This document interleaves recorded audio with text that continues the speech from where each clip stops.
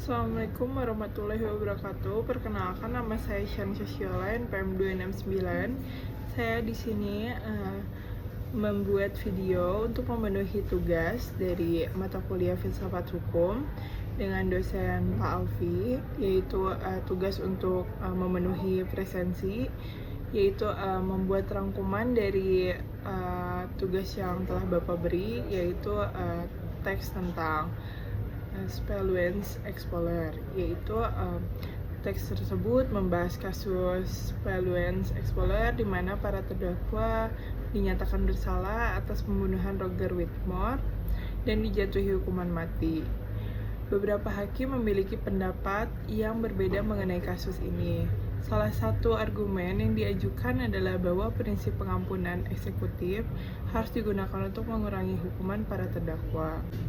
Dari teks yang telah saya baca juga membahas pertanyaan mengapa tindakan para terdakwa dianggap salah ketika masyarakat seringkali mengorbankan nyawa manusia untuk berbagai proyek. Penulis juga berpendapat bahwa undang-undang yang melarang membunuh orang lain tidak berlaku dalam kasus pembelaan diri, sehingga para terdakwa seharusnya dianggap tidak bersalah. Namun, ada juga hakim yang tidak setuju dengan argumen ini dan menganggapnya bertentangan dan tidak logis. Selain itu, ada juga perdebatan mengenai interpretasi undang-undang pidana dan tujuan legislasi pidana. Ada hakim yang berpendapat bahwa undang-undang tidak dapat mencegah para terdakwa saling membunuh. Sementara hakim lain berpendapat bahwa undang-undang harus diterapkan tanpa pandangan pribadi. Ada juga hakim yang menyoroti perbedaan tujuan legislasi pidana dan interpretasi pengecualian pembelaan diri. Kesimpulannya adalah perbedaan pendapat di antara para hakim mengenai apakah para terdakwa harusnya dinyatakan bersalah atas pembunuhan atau tidak. Dari teks yang telah saya baca juga dapat menjawab pertanyaan, yaitu bagaimana pendapat dari Chief Justice Trapani terkait kasus tersebut, yaitu Ketua Hakim Trapani berpendapat tentang kasus penjelajahan Spellwens tidak disebutkan secara eksplisit dalam teks yang diberi. Namun, dapat disimpulkan bahwa ia mendukung penegakan hukuman dan hukuman para terdakwa. Hal ini terlihat dari putusan akhir Mahkamah Agung yang menguatkan putusan bersalah dan memerintahkan eksekusi terhadap para terdakwa. Yang kedua yaitu bagaimana pendapat Justice Foster terkait kasus tersebut. Pendapat Hakim Foster untuk kasus penjelajah Spellwens adalah bahwa para terdakwa harus dibebaskan. Dia berpendapat bahwa tindakan para terdakwa dibenarkan berdasarkan doktrin kebutuhan, karena mereka dihadapkan pada situasi ekstrim di mana kelangsungan hidup mereka bergantung pada pembunuh salah satu dari mereka. Foster percaya bahwa undang-undang harus cukup fleksibel untuk mengakomodasi keadaan luar tersebut, dan bahwa pengadilan tidak boleh terkait oleh prinsip-prinsip hukum yang kaku dalam kasus ini. Yang ketiga yaitu pendapat dari Justice Tating terkait kasus tersebut. Pendapat Hakim Tating tentang kasus penjelajah Spencer adalah bahwa para terdakwa harus dihukum dan dijatuhi hukuman mati. Ia berpendapat bahwa hukum harus diterapkan secara tegas dan tindakan para terdakwa tidak dapat dibenarkan berdasarkan doktrin keharusan. Tating percaya bahwa peran badan legislatif bukan peradilan atau membuat pengecualian terhadap hukum dalam kasus seperti ini. Yang keempat yaitu bagaimana pendapat Justice Kent terkait kasus tersebut.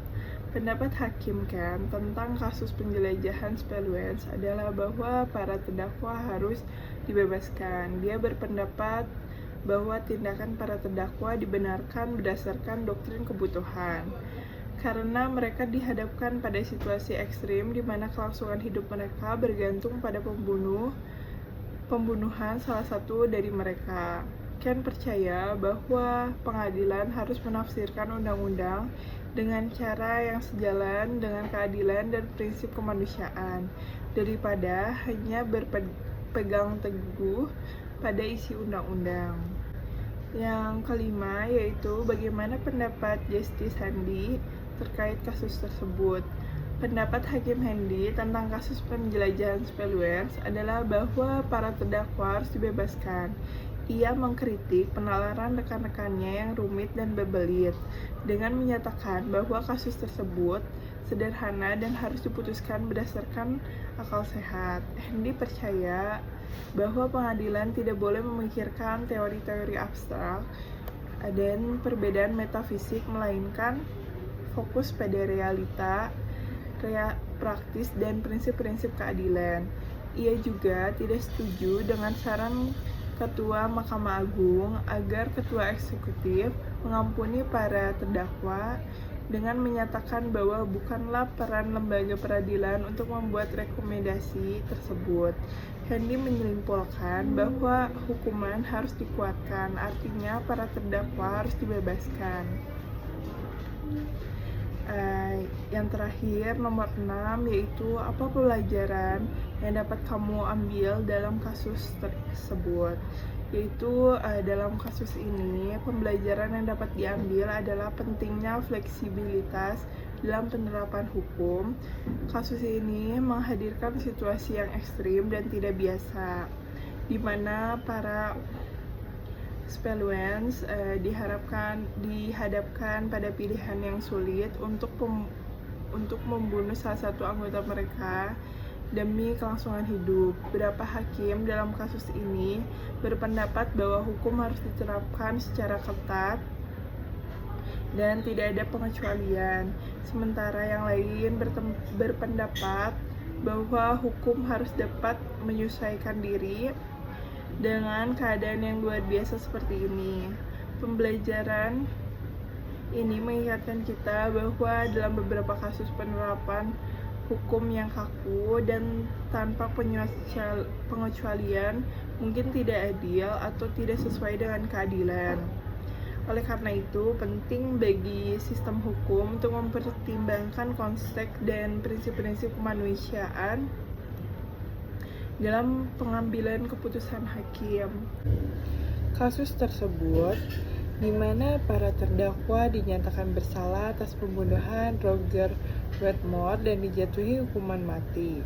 Teks tersebut menguraikan berbagai pendapat yang berbeda dari para hakim dalam kasus tersebut.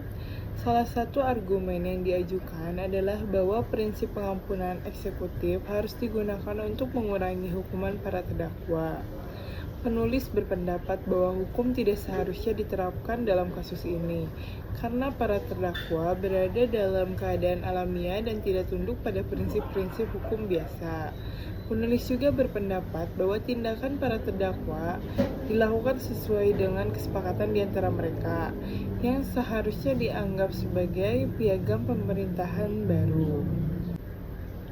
Teks tersebut juga membahas pertanyaan mengapa tindakan para terdakwa dianggap salah ketika masyarakat seringkali mengorbankan nyawa manusia untuk berbagai proyek. Penulis juga berpendapat bahwa undang-undang yang melarang membunuh orang lain tidak berlaku dalam kasus pembelaan diri, sehingga para terdakwa seharusnya dianggap tidak bersalah. Namun ada juga hakim yang tidak setuju dengan argumen ini dan menganggapnya bertentangan dan tidak logis. Hukum diharapkan menjadi alat untuk menciptakan keteraturan dan ketertiban dalam kehidupan bermasyarakat.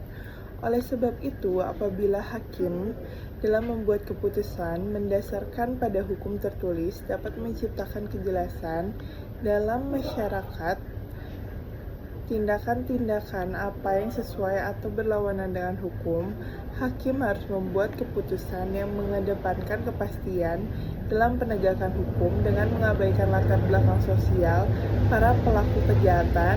Hal ini pada tingkatan lebih lanjut dapat membawa kepada konsistensi dalam penerapan atau penegakan hukum di masyarakat.